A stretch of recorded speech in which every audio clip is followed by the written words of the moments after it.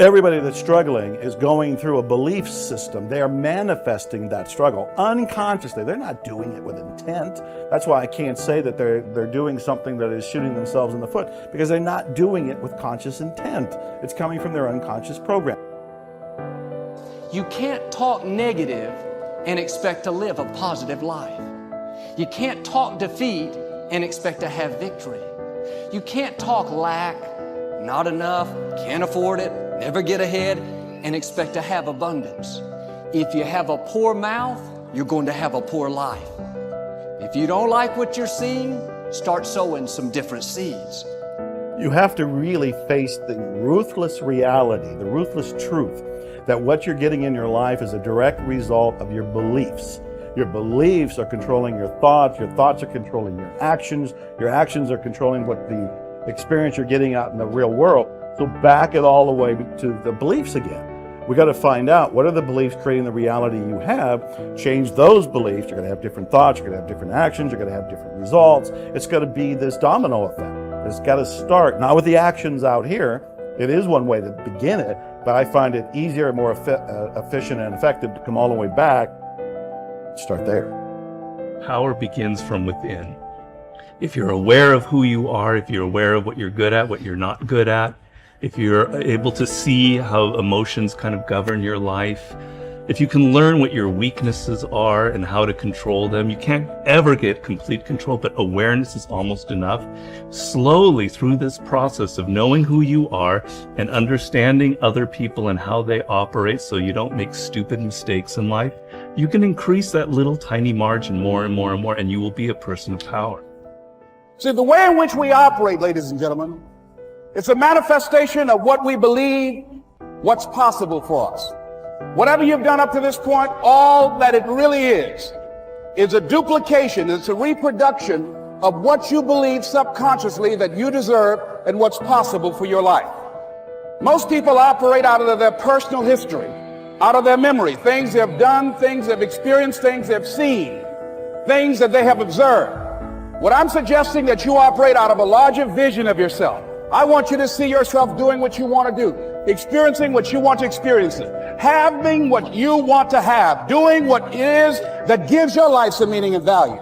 Operate out of your imagination, not your memory. Because whenever you look at where you want to go, I'm wanting to warn you, you will have some conversation back here after you go through the data that you've experienced in life saying you can't do it. And so what you want to begin to do is ignore that inner conversation. Start putting the right things in.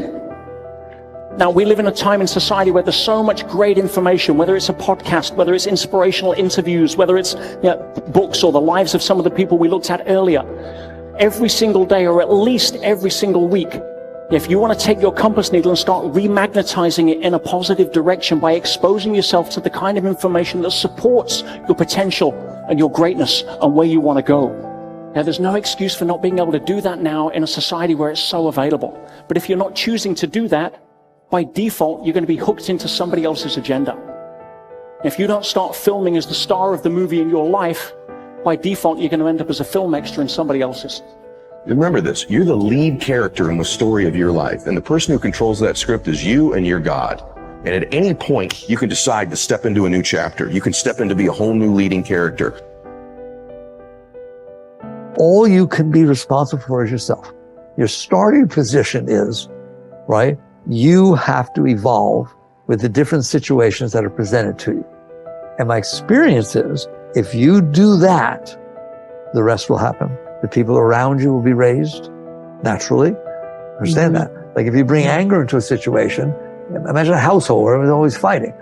If all of a sudden somebody's not, and somebody's bringing understanding and love, that's all they have to do. It will change things, right? But you can't sit there and say, I won't change it until everybody else does. You know, I'm going to protect myself. That doesn't work. That's the chicken and the egg. Change. Right. So that you're asking, I'm just not surprised. I said, such big things, all right? It's like, can it be better? Of course it can be better, but it requires that everybody work on themselves. When you saw this depressed thoughts coming in, or these self-sabotage thoughts coming in, what did you shift it with affirmations, with different thoughts? What did you start to say? It was just the awareness, that, as I said, the very first stop light where I started all of a sudden listen while I'm waiting for the light. It was like the first time I tuned in and go, what the hell are you thinking?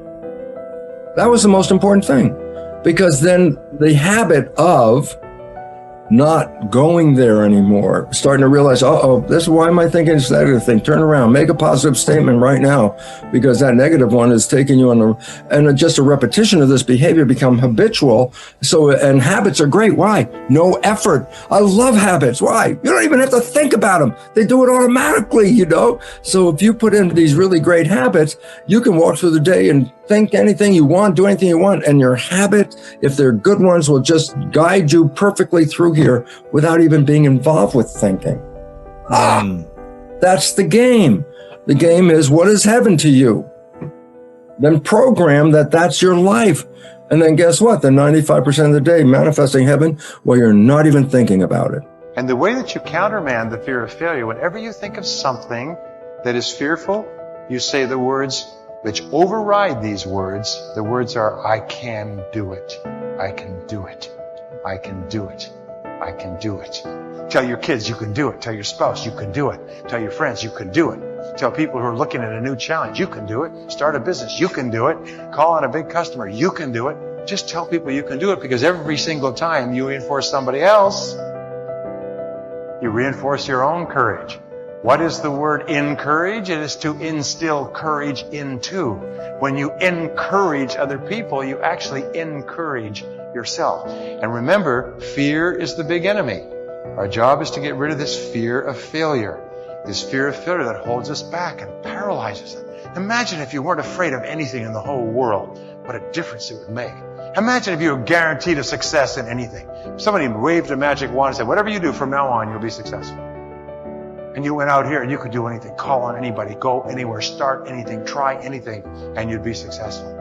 We don't realize how much of a role fear plays in our life until we think what we would do if we didn't have any. The brain is made up of two types of cells, neurons and glia, and it's pretty much complete at the 8th month of pregnancy, with twice as many neurons as the adult version. As we age, neurons that aren't used don't fit the required job, or are simply too weak, will be pruned away in a process known as neural Darwinism. Therefore, the assumption is that as we age, our capacity to learn and retain information diminishes. But it's not true. If you don't use your brain, then of course you will lose it, but that has nothing to do with age. In truth, the brain is much more pliable than we first thought. It is able to change as our environment and experiences change. We can learn, and more importantly, unlearn. Whenever you carry out certain behavior or think a thought, a neural pathway is created. If that behavior or thought is repeated often enough, the pathway becomes more fixed and turns into a neural superhighway. When those superhighways are positive, it's great. If not, they can be very destructive, but they can be dismantled. Your brain has amazing plasticity. Did you know, for example, that the brain can retrain idle networks to carry out new tasks? People who have suffered brain damage have been able to retrain other parts of their brain to do what the damaged part used to do. And this basic plasticity remains, regardless of age. Your brain can renew itself, learn and rewire, and you don't need to sit in a classroom to do so. It is possible through new thought, new actions, and new emotions. Researchers divided a test group into 4.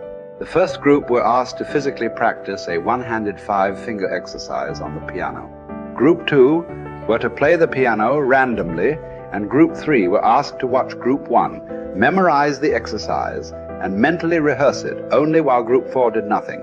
Each group was to do their thing for 2 hours a day for 5 days. 2 things were fascinating about this study.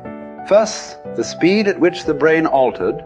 New pathways were created after just 10 hours of practice over 5 days. Perhaps what is even more amazing is that Group 3, who did not actually play the piano but pretended to do so in their minds, had almost as much brain activity in the exact same area of the brain as Group 1. You share in that all power, all wisdom of mind, but you've got to take it.